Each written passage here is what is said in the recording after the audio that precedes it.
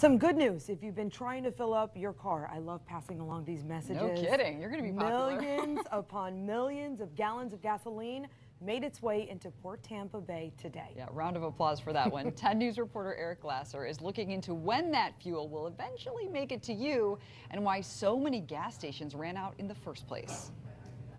Yeah, well, despite the signs that you may still see at local gas stations saying that they're out of fuel, I can tell you there is plenty of gas out there. In fact, just 5 miles away from where I am right now in Tampa, millions of gallons of fuel, which may lead you to wonder why there are still so many of these out there. Aggravated, but it is what it is. Michelle Walden drove all the way from Sly Avenue to downtown Tampa tonight just to fill up her tank. All the stations near her, she said, still out. And trust me, I've been looking. No gas. For Michelle and others, this is likely a sight for sore eyes. 2 massive fuel tankers floating into Port Tampa Bay tonight, the first of 10 to arrive over the next 48 hours.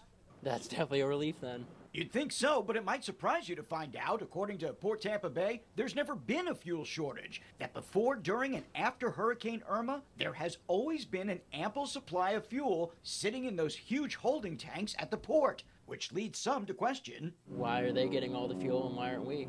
Because a lot of the gas stations, we're saying we're waiting for them to come, like the trucks to come and fill them up. That's shocking.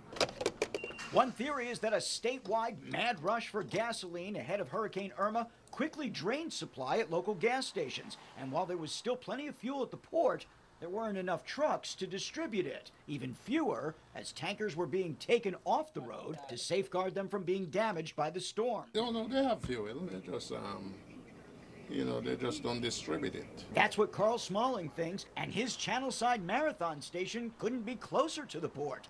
They have the fuel, but they closed the port down because of the hurricane.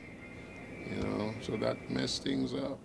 Port Tampa Bay says it doesn't decide where fuel tankers go once they fill up and hit the roads to supply local gas stations. That's up to the fuel companies, which service the entire Central Florida region. As for folks like Michelle Walden, they just want to know when some of that gas will make it to their neighborhood.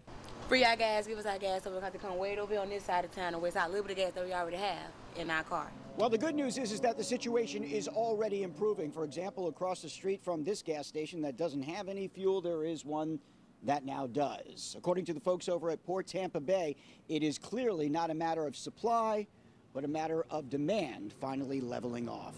In Tampa, Eric Glasser, 10 News.